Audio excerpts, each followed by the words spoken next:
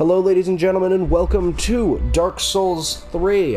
This is a new series we're going to be starting on the channel. I've been looking forward to playing this game for a good while now, so let's dive right into it. This is one of my favorite games of all time.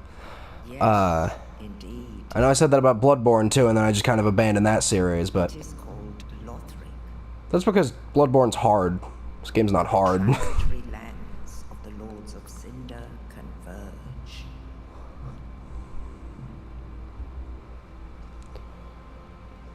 In venturing north, the pilgrims discover the truth of the old words. This opening cutscene is so fucking cool. The fire fades, and the lords go without thrones. As much as I love Bloodborne, I have to admit, Dark Souls 1 and 3 have really good fucking intro cutscenes. I don't even remember what 2's was. I remember 2's was kinda cool. When the link of fire is threatened, the bell tolls, unearthing the old lords of Cinder from their graves. Yes.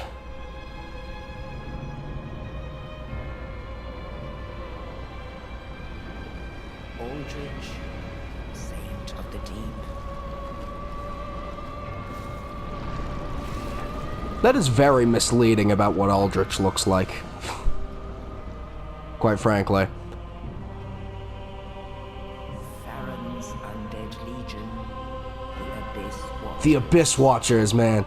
So fucking cool.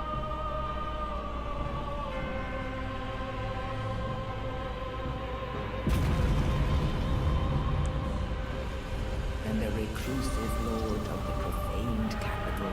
This shot is really awesome too. Yorm the giant. Yorm the fucking giant.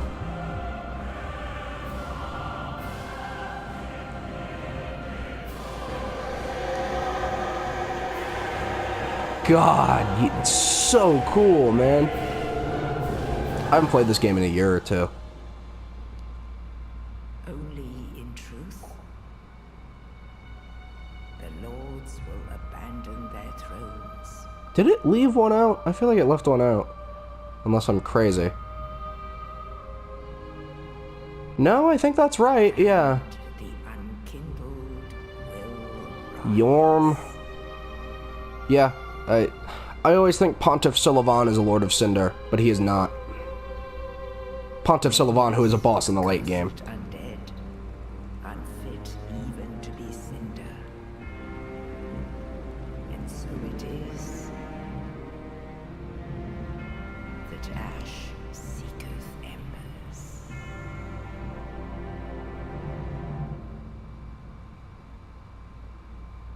Hell yeah.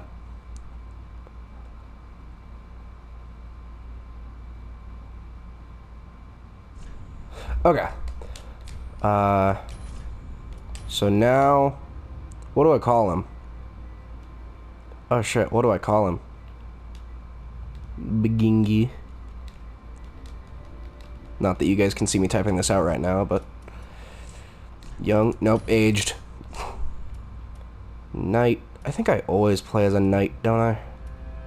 Or a warrior. I never play as any of these fucking guys.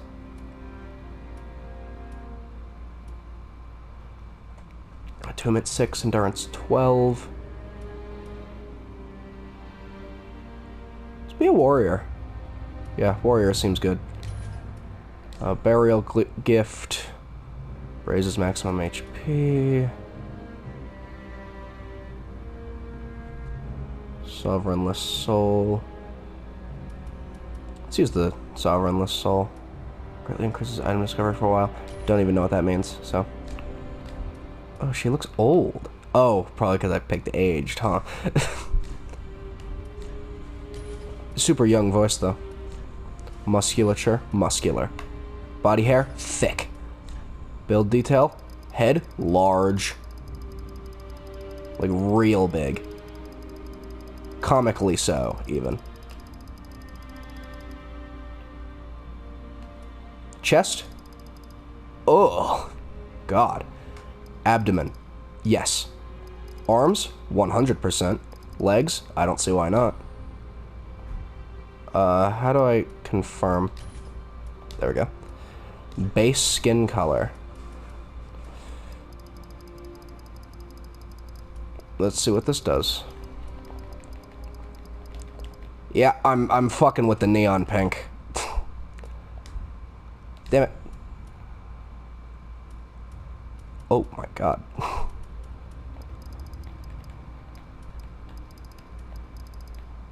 Yes. Face details. Apparent age, 255. Very masculine facial aesthetic. Whatever the fuck that means. Form emphasis, yes. Very strong. Face shape, facial balance, I'll have none of it. Oh! Oh no. Convex, concave, make it very thin. Vertical facial spacing, very wide though, at the same time. Facial slant, up, you kidding me? Well no, let's go down. Horizontal facial, narrow. Glabella, I think that's good enough, quite frankly. I like that a lot. Oh! Horrid. Pupils.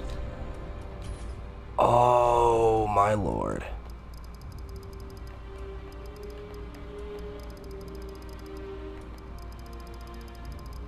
Oh.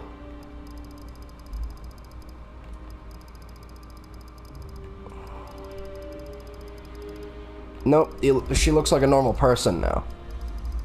I'll have none of it. Yep.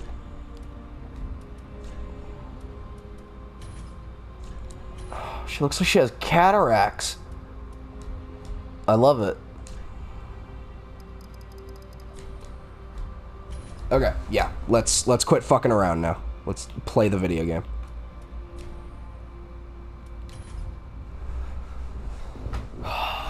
Now that I've spent 7.5 minutes and not even played the game.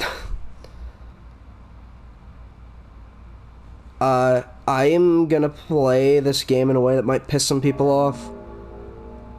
I run past shit. I don't fight most things in this game.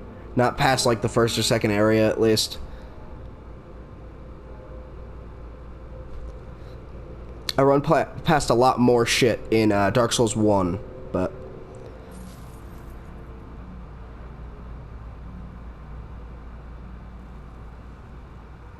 I rise.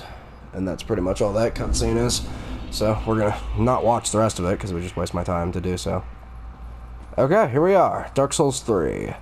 I didn't play Dark Souls 1 before this, because I'm currently playing through Dark Souls 1 on my own time and doing, like, a specific build for it, and I just didn't really feel like playing Dark Souls 3, or Dark Souls 1 for this channel. Because, if I'm being completely honest... So, I love Dark Souls 1, right? But I hate the second half of it. Like, hear me out here. Duke's Archives, awful level design. Tomb of the Giants and the Catacombs. Catacombs more so. Awful level design. Hey, asshole. Lost Izalith, debatably unfinished upon release. Like, it's just not... After Ornstein and Smo, the game really just declines.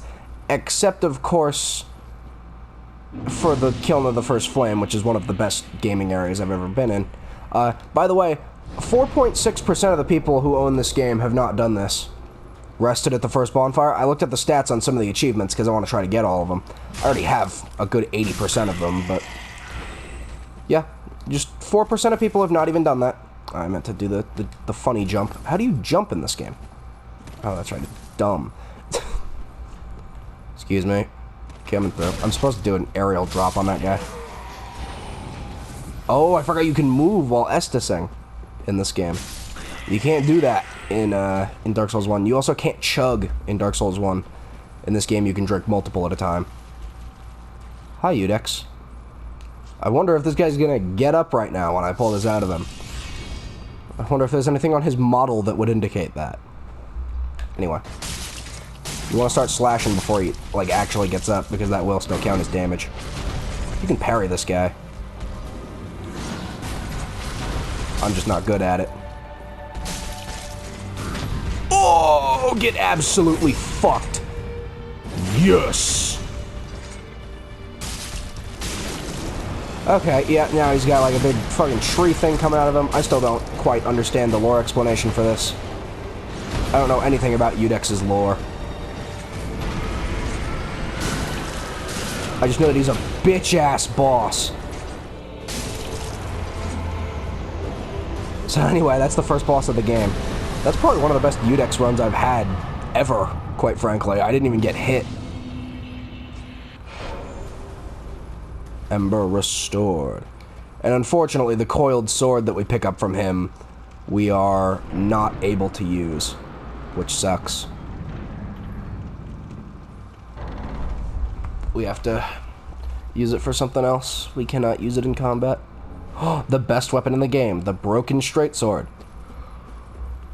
Have you guys ever seen those videos of people that do, like, play through the whole game with a broken straight sword?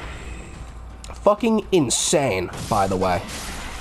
I've watched some of that shit. It is, like, some people beat Slave Knight Gale, one of the hardest bosses in Souls history, with that shit. And it's just crazy to watch. Like, I barely beat Gale with a regular sword. Like, with I use the final boss's sword, typically.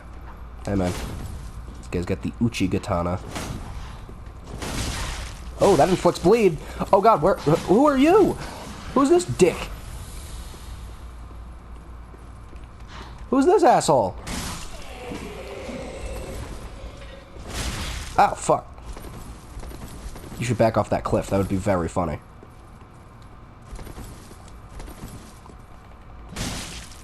What's this Sekiro boss doing in Dark Souls 3? This really is. This is a Sekiro mini-boss. Oh my god, I actually died. Yeah, that is not an easy guy to kill. That's the Swordmaster. I don't even know why the fuck I tried to be completely honest. I gotta go back there, though, to get my souls, because I'm not just gonna fucking leave them. You kidding me? Yeah.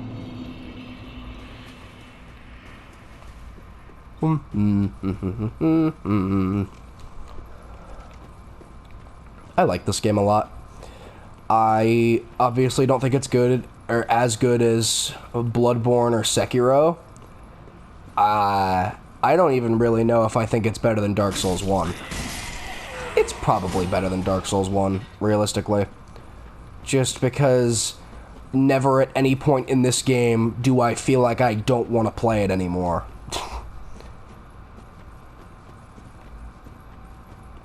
Rather, I shouldn't say that, because there are a lot of games where I feel like I just hit a point where I don't want to play anymore, but never is there a specific point where I'm like, okay, I can drop the game now, I've played all the good content in it. I do that with Dark Souls 1. After Ornstein and Smo. Fuck the game after that. Like, the game suffers a significant drop in quality.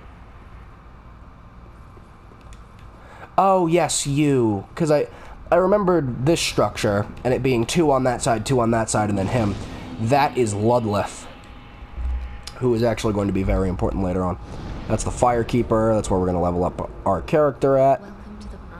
Because this game decided to keep the terrible design choice from Dark Souls 2 and make it so that you had to travel back to the hub world to level up. Stupidest shit ever, man. Endurance. What does Vitality do in this game? It's equip load? That's stupid. We'll get those up. You can also just kill this lady as many times as you want, and she will not care.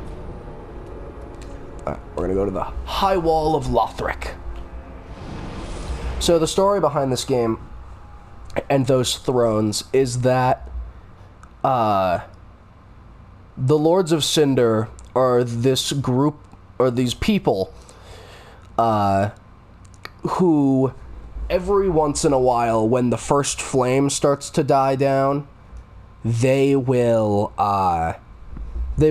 offer themselves to the fire and burn themselves alive to keep it burning. Now it's come to Lothric's turn, Prince Lothric, up in that castle. And he doesn't want to. He's like, nah, fuck that, man. I don't really want to burn myself alive, thanks. And, you know what? Fair, quite frankly. I can't say I blame him. But yeah, now we're gonna go kill him and his crippled brother. Along with all of the other lords of... Okay, that's another important thing. It mentioned that the bell tolls when the link of the flame is threatened or some shit like that. That just means that that bell rings whenever the next Lord of Cinder doesn't want to take their place. And so now, all of the old Lords of Cinder have... Oh my fucking god, this dog. Please! Have been brought back from the dead. And they are going to... Or they're supposed to want to offer themselves up for the flame. And they don't want to. So now it's upon us to try to whoop their asses and then do it ourselves.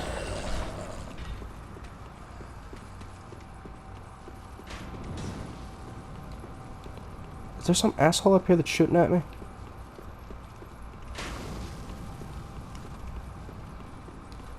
Where's this asshole with a crossbow at? Oh, there you are. I didn't even see you, man. Ow, fuck you! I was leaving! Oh, you have a great axe.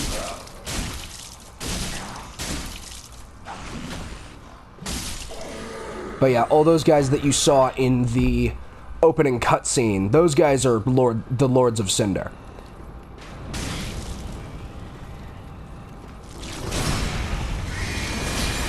Oh, fuck me. Forgot about that. Okay, well. I'm in my safe space. You can't hurt me. Run, run, run, run, run, run. Excuse me, folks.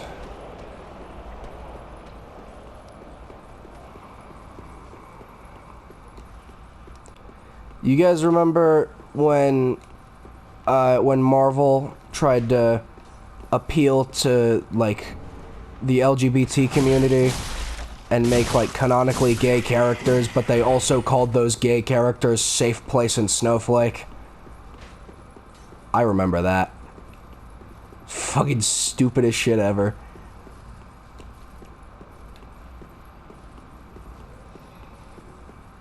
Like, I get wanting queer representation in media. Hell, I want queer representation in media. Because I'm a queer. Anyway, what the fuck? How have I gone backwards? How have I made negative progress? Anyway, like, I think that, not to go back to BoJack Horseman too frequently, but I think that BoJack Horseman does this perfectly. All of the shows in which there is queer representation currently sensationalize the fuck out of it, and it's so goddamn annoying. Like, just let a character be homosexual or any of those other things and just have that be a part of them. Don't make it their entire character. The thing that BoJack Horseman does with this situation is that there is a character named Todd. Spoilers for, like, season 4 of the show, early season 4, I think. He finds out he is asexual. And, which, for those of you who might not know, just means that you're not sexually attracted to another person. Or to any other people, rather. And the show treats this just like, oh yeah, that's just a thing now. That's just part of his character now. And I fucking love that so much. Like, don't get me wrong, most queer representation in media is fine. I don't take issue with most of it. But I think that something like what BoJack Horseman does is perfect. It's it's exactly what we need. When you sensationalize shit like that, it makes it seem like it's not normal. And that's kind of defeating the entire purpose of why we want this to begin with, you know? Is because we want it to be normal. A lot of people don't view it as normal. In fact, a lot of people view it as, like, wrong or unnatural. We're trying to fix that. We don't want... Especially young people. We don't want young people thinking that. Like, that's fucked. Quite frankly, it's not fair to us either. I'm giving away a lot of information about myself right now, but... Anyway, there's a knight. But, yeah, like, all the shows I've seen. This happens with neurodivergent representation as well. Shows like fucking The Good Doctor, where, yeah, sure, it's cool that the main character is an autistic doctor. Is it cool that said autistic doctor plays perfectly into autistic stereotypes? No. That's considerably less cool. By which, of course, I mean that that show plays into the idea of autistic people being like, oh, they're so smart and calculated, and they know math, and they can do chess really well. That's a Darman video, but yeah, I don't like that stereotype at all, because it's just fucking not true at all. Which is why I think that one Darman video is harmful.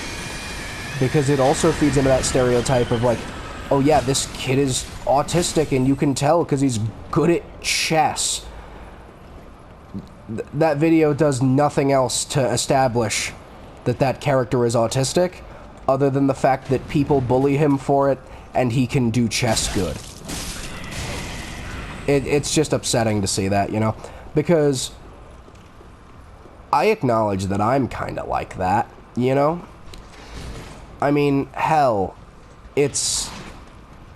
I fucking have half an hour long conversations about the life and death of Leon Trotsky with my fucking history teacher.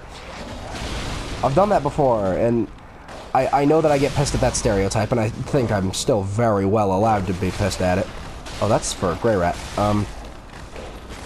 But at the same time, like, there are some of us who can't talk. Like, it's... So it is harmful when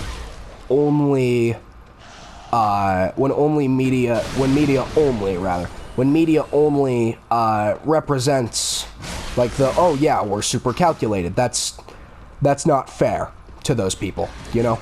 That's not fair to the people who can't talk, the people who have sensory issues worse than I do. I mean, like, and there are so many people who got the fucking short end of the stick with this thing. And it sucks. It sucks so fucking much. Because you can't fix it. You know? There's no cure for autism. Hell, man, there's not even really treatment for it. Shit, I'm going a direction that I thought would be right where a bonfire was, and I was incorrect. Anyway, yeah, that's just my 2 cents on that whole situation.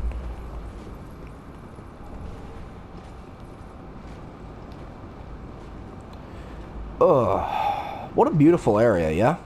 Now that I'm done fucking ranting about LGBT or neurodivergent discourse. Oh, shit. Did I ever finish my point on sensationalization? I don't think I did. With, like, the LGBT shit.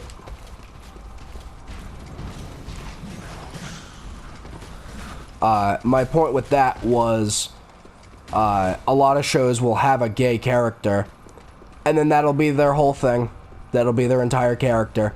Or the show will be based around, like, oh my fucking god, look at this gay guy. He's very gay. And that's dumb. I hate that a lot. Like that show fucking Big Mouth that came out a few years ago. If you unironically enjoy that show, leave my fucking channel right now. That is genuine. I don't want you people here. But it's just like there's a gay character in that show, you know, cool. His name's like James or some shit, I think. But at the same time, that's his whole fucking character. And he turns another character gay? No, Jay is the kid that gets turned gay. Which is really fucking scummy, because that feeds into the stereotype and the assumption that gay men are predatory towards straight men, which, for the most part, isn't true. That is not very prevalent in most situations. There are people out there that are like that, you know. But that's like saying that being a parent shouldn't be allowed because some parents abuse their kids, you know?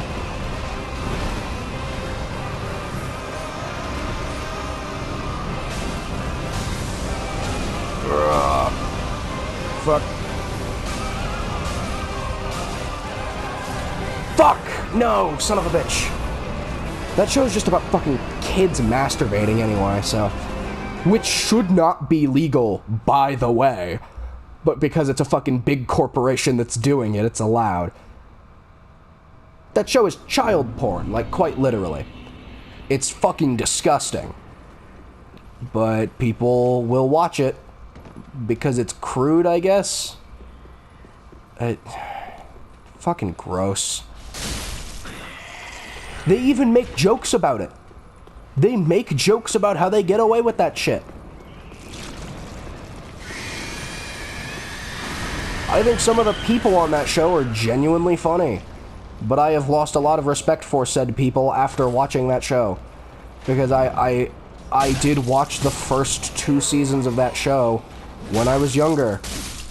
And I won't lie, at the time I did think like, haha, this is funny, yes, very good show. But now that I'm not a fucking sex pest, as Jay Ballman would put it,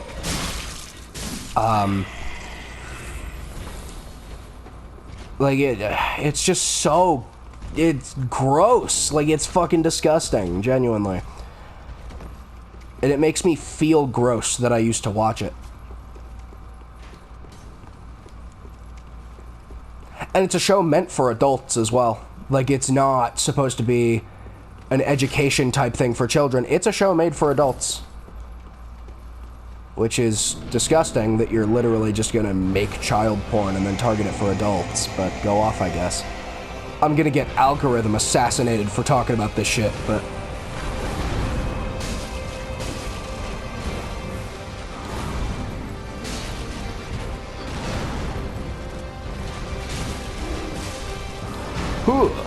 So this is Vort of the Boreal Valley.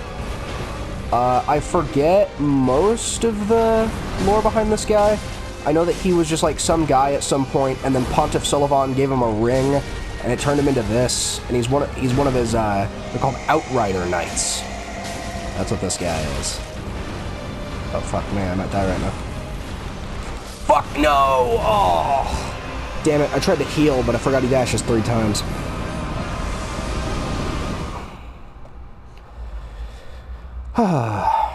But yeah, I mean, like, if it's...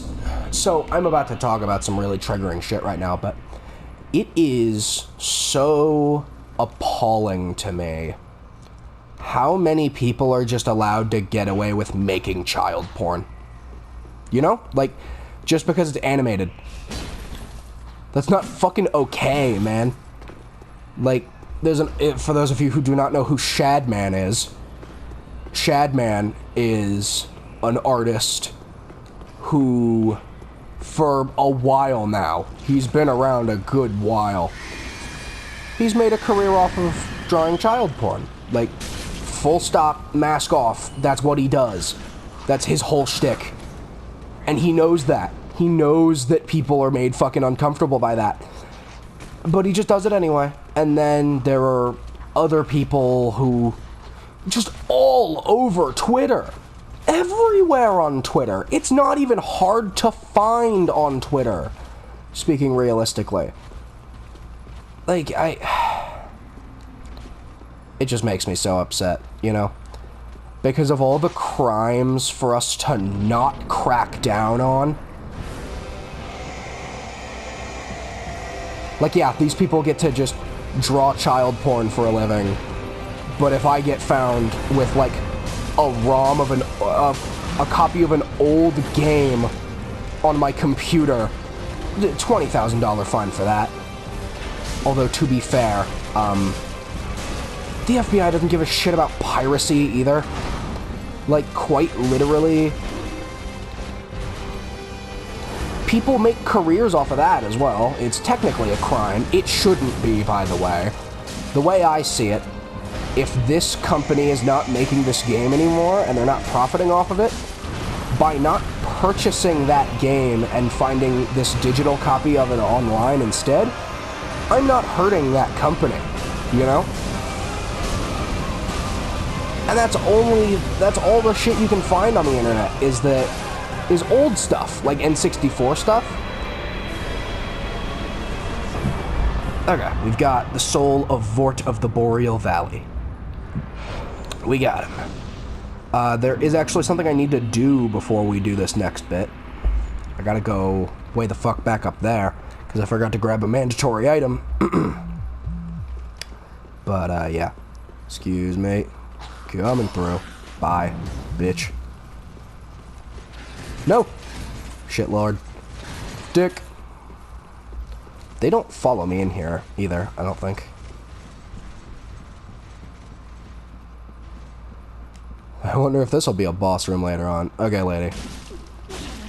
You're supposed to talk to this lady, and then she's like, oh, go to Lothric and kick his ass, and then you get that. And the Basin of Vows. And the Way of Blue. The Basin of Vows, which we will be using in this area later on. When we actually need to go and kill Lothric after we've killed the other Lords of Cinder. But yeah, Lothric is not a priority right now. The other lords are our current priority.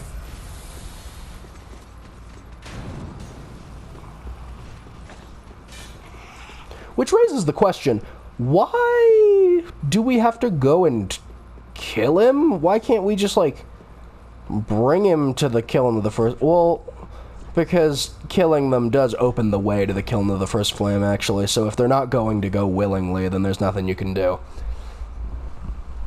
So I suppose that's fine. But I don't know what I'm trying to say here. Yeah, it just... you really feel like the bad guy a lot of the time in this game.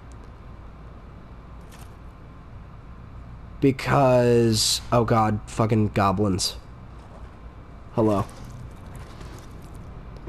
But yeah, you feel like the bad guy a lot in this game. Especially with the Lothric and Lorien fight. Because you fight both of them at the same time. Lorien is the real boss, but you have to kill Lothric to get it to end. Like, you show up to this sick kid's house. Like, you kill everyone else guarding it. You show up to this sick kid's house. Also, we're at the Undead Settlement now. And you kill everyone. Then, upon trying to kill him, his paraplegic brother tries to fight you. You fucking his paraplegic mute brother tries to kill you. You kill him. And then his sickly little brother revives him, and then you have to just kill him over and over again until you can kill Lothric, who is hiding behind his back. It's not... you don't feel like the good guy in this game.